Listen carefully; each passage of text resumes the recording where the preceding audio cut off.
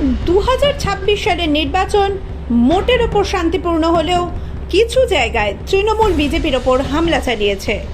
বেশিরভাগ ক্ষেত্রেই অভিযোগ উঠেছে মমতা বন্দ্যোপাধ্যায়ের দল এক্ষেত্রে মুসলিম সম্প্রদায়কে ব্যবহার করেছে।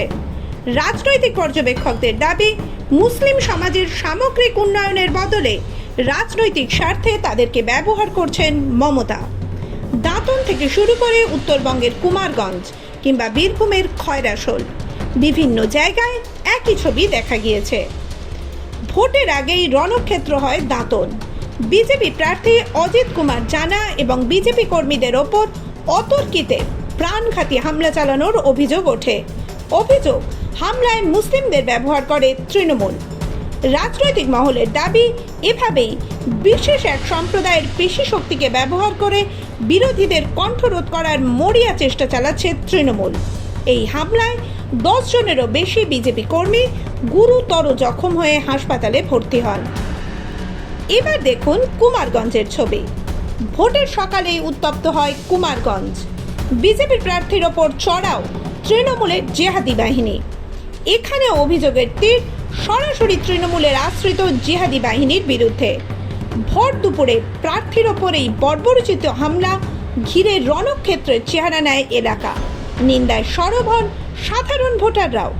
ঘটনার সূত্রপাত কুমারগঞ্জ বিধানসভার অন্তর্গত চালুন গ্রাম পঞ্চায়েতের 24 নম্বর বানিহারি বুথে। সকাল থেকে অভিযোগ আসছিল ওই এলাকার একাধিক বুথে বিজেপি এজেন্টদের বসতে বাধা দিচ্ছে শাসক দলের কর্মীরা। খবর পেয়ে ঘটনাস্থলে পৌঁছন বিজেপি প্রার্থী শুভেন্দু সরকার।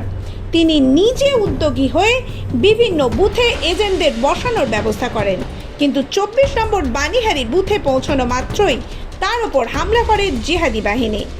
প্রার্থী কি বলছেন চলুন শুনে নিই একবার।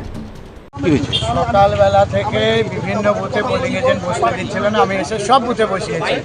এই করে যখন আমি 24 নম্বর বুথে এসেছি, এখানে একদল জিহাদি দুষ্কৃতী আমাকে তারা আটক করার চেষ্টা করে এবং চারদিক থেকে ঘিরে ধরে।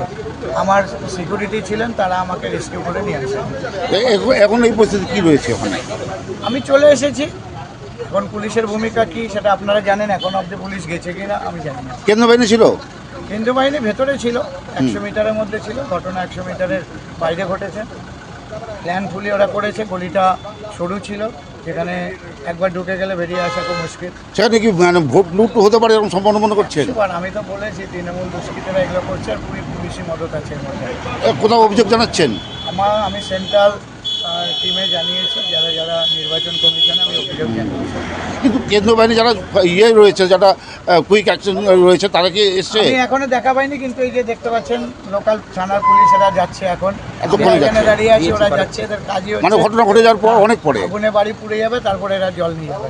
তো এটাকে কি মনে করছেন? এটা পুরোপুরি ব্যর্থতা এখানকার প্রশাসনের। এবার দেখুন বীরভূমের খয়রাশোলের চিত্র। হঠাৎই গুজব ছড়িয়ে পড়ে যে তৃণমূলকে ভোট দিলেই তা বিজেপির ঝুলিতে পড়ছে। এই গুজবে উন্মত্ত জনতা রাস্তায় জড়ো হন এবং কেন্দ্রীয় বাহিনীর ওপর আক্রমণ চালান।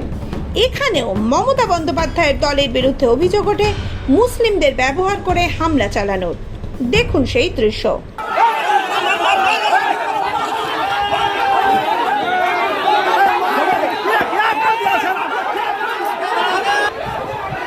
শাসক দলের এমন কাজ নিয়ে আপনি কি ভাবছেন? আপনার মূল্যবান মতামত আমাদের কমেন্ট বক্সে জানান। ভিডিওটি প্রচুর পরিমাণে শেয়ার করুন, যাতে বাংলার এই প্রকৃত চিত্র সবার সামনে আসে। দেশ ও দশের স্বার্থে সত্যের পাশে থাকতে আমাদের চ্যানেলটি সাবস্ক্রাইব করুন। মাধ্যম ভিডিও রিপোর্ট।